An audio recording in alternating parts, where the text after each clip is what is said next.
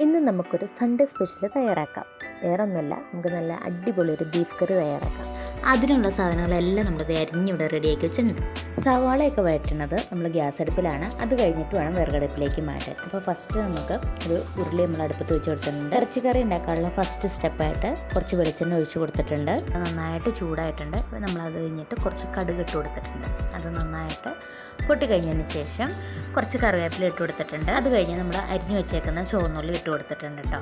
ഇട്ട് കൊടുത്ത ചുവന്നുള്ളി നന്നായിട്ടൊന്ന് മൂപ്പിച്ചെടുക്കണം. ചുവന്നുള്ളി നന്നായിട്ട് മൂത്ത് വന്നത് നല്ല ബ്രൗൺ കളറാവുന്ന സമയത്ത് നമ്മൾ ചതച്ച് വെച്ചിരിക്കുന്ന വെളുത്തുള്ളി ഇഞ്ചി ഇട്ട് കൊടുക്കണം. അതിൻ്റെ പുറകെ തന്നെ നമുക്കൊരു 4 പച്ചമുളക് രണ്ടായിട്ട് കീറിയിട്ടുണ്ടായിരുന്നു. അതും കൂടി ഇട്ട് കൊടുത്ത് ഇഞ്ചിയുടെയും വെളുത്തുള്ളിയുടെയും ഒക്കെ പച്ചമണം മാറുന്നവരെ നന്നായിട്ട് ഇളക്കി കൊടുക്കണം. ഈ ഇളക്കിൽ നമ്മൾ നിർത്തരുത്. ശരിക്കും ഇത് ഇഞ്ചി ചതച്ചിട്ടേക്കണ കാരണം ഇത് അടി പിടിക്കാൻ സാധ്യതയുണ്ട്. അപ്പോൾ ഇഞ്ചിയുടെയും വെളുത്തുള്ളിയുടെയും ഒക്കെ പച്ചമണം മാറിക്കഴിഞ്ഞതിന് ശേഷം നമുക്ക് അരിഞ്ഞു വെച്ചിരിക്കുന്ന സവോള, ഒരു 4 സവോളയാണ് നമ്മളിതിനെടുത്തേക്കുന്നത്. അപ്പോൾ അത് നമ്മളിതിലേക്ക് ഇട്ട് കൊടുത്തിട്ടുണ്ട്. ഇനി നമുക്ക് ഈ സവോളയൊക്കെ നന്നായിട്ടൊന്ന് വാട്ടി എടുക്കണം കേട്ടോ. പിന്നെ പെട്ടെന്ന് വാടാനായിട്ട് നമ്മൾ ഉപ്പൊന്നും ഇട്ട് കൊടുക്കുന്നില്ല. ഉപ്പ് ഞാൻ നേരത്തെ ഇട്ട് കൊടുക്കുമായിരുന്നു. ഇപ്പോൾ ഉപ്പ് ഇട്ട് കൊടുക്കാത്തതെന്ന് വെച്ചാൽ ഉപ്പിട്ട് കഴിയുമ്പോൾ ഓവറായിട്ട് വെള്ളം ഇറങ്ങി കഴിയുമ്പോൾ ഇത് ആയി വരാൻ ചെറിയൊരു താമസമുണ്ട്. നന്നായിട്ട് വാടി വരാനും അല്ലെങ്കിൽ നമ്മൾ പയ്യൊന്ന് മൂപ്പിച്ചെടുക്കാനായാലും അതിന് താമസമുണ്ട്.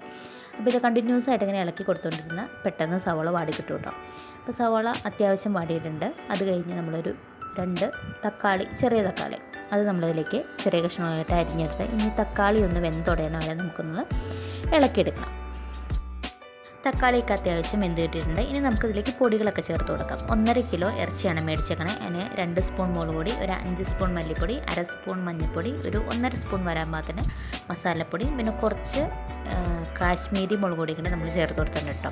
ഇനി ഈ പൊടികളെല്ലാം ചേർത്ത് കൊടുത്ത് നന്നായിട്ട് ഇളക്കിയെടുക്കണം. ഇളക്കി പച്ചമണം മാറുന്നവരെ നന്നായിട്ട് ഇളക്കിയെടുക്കണം. പിന്നെ നമ്മൾ ഈ സവോള ഇളക്കുന്നതിൻ്റെ ഒപ്പം തന്നെ നമ്മൾ ഇറച്ചിയെല്ലാം കഴുകി വാരി റെഡിയാക്കി വെച്ചിട്ടുണ്ടായിരുന്നു. അപ്പോൾ ഇട്ട് കൊടുത്ത പൊടിയൊക്കെ നന്നായിട്ട് മൂത്ത് വന്നിട്ടുണ്ട്. നമ്മളത് കഴുകി വെച്ച് ഇറച്ചി നമ്മളിതിലേക്ക് ഇട്ട് കൊടുത്ത് ഇത് നന്നായിട്ട് ഇളക്കി കൊടുക്കണം. പിന്നെ ഇതിൻ്റെ കൂടെ തന്നെ നമ്മൾ ഉപ്പും കൂടി ചേർത്ത് കൊടുത്തിട്ട് ഇളക്കുന്നത്. അപ്പോൾ മസാലയും ഇറച്ചിയൊക്കെ നന്നായിട്ട് മിക്സ് ആയിട്ടുണ്ട്. ഇനി നമുക്ക് നേരെ വിറകടുപ്പിലേക്ക് മാറ്റാം കേട്ടോ. വിറകടുപ്പിലേക്ക് മാറ്റിയിട്ടുണ്ട്. ഇനി ഇത് വെള്ളമൊന്നും ഇപ്പോൾ ഒഴിച്ചു കൊടുക്കുന്നില്ല. വെള്ളം ഒഴിക്കാതെ തന്നെ ഇരുന്ന് ചൂടായി ഇതിൽ നിന്ന് അത്യാവശ്യം നന്നായിട്ട് വെള്ളം ഇറങ്ങും. അത് കഴിഞ്ഞിട്ട് വേണം നമുക്കിതിലേക്ക് പാകത്തിന് വെള്ളം ചേർത്ത് കൊടുക്കാൻ. ഇറച്ചി അടുപ്പത്ത് വെച്ചൊരു 10 മിനിറ്റൊക്കെ ആയിട്ടുണ്ട്. അപ്പോഴത്തേക്ക് നന്നായിട്ട് വെള്ളം ഇറങ്ങിയിട്ടുണ്ട്. നമുക്കിനി ഇതിലേക്ക് വെള്ളം ചേർത്ത് കൊടുക്കണം. പാകത്തിന് വെള്ളം ചേർത്ത് കൊടുക്കണം.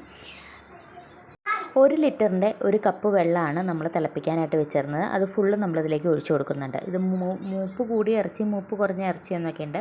അപ്പോൾ അങ്ങനെ മൂപ്പ് കൂടിയ ഇറച്ചിയൊക്കെ ആണെങ്കിൽ തന്നെ നമുക്കൊരു കുറച്ച് വെള്ളം കൂടി അധികം അതിൻ്റെ അകത്തേക്ക് ഒഴിച്ചു കൊടുക്കേണ്ടി വരും. അല്ലെങ്കിൽ ഈ 1 കപ്പ് വെള്ളം കൊണ്ട് മതി കേട്ടോ. പിന്നെ ഇറച്ചിയിൽ നിന്ന് വെള്ളം ഇറങ്ങുമല്ലോ, ആ വെള്ളം കൂടി ചേർത്ത് ഇറച്ചി വേകാനുള്ള വെള്ളമുണ്ട്. ഇപ്പം ചൂടുവെള്ളമൊക്കെ ഒഴിച്ചു കൊടുത്ത് ഇറച്ചി നന്നായിട്ട് തിളച്ചിട്ടുണ്ട്. ഇനി നമുക്ക് നന്നായിട്ട് മൂടി വെച്ചുകൊണ്ട് വേവിച്ചെടുക്കാം.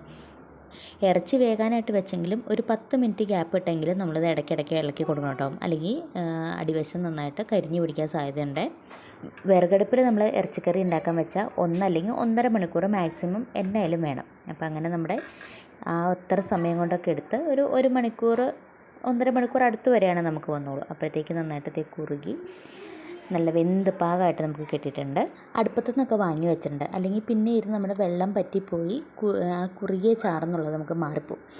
അപ്പോൾ അങ്ങനെ നമ്മുടെ ഇറച്ചിക്കറി അങ്ങനെ ഇവിടെ സെറ്റാക്കിയിട്ടുണ്ട്. ഇനി നമുക്കത് ഉച്ചയൂണ് വിളമ്പാൻ പോവുകയാണ്. അപ്പോൾ ഉച്ചയൂണിന് നമ്മുടെ ബീഫ് കറി സൈഡിലങ്ങ് ഒഴിച്ചു കൊടുത്തിട്ടുണ്ട്. അതിൻ്റെ പുറകെ തന്നെ മീൻ കറിയുണ്ട്, മീൻ വറുത്തതുണ്ട്, സർലാസുണ്ട്, അച്ചാറുണ്ട്. അപ്പോൾ ഓക്കെ, ബായ്.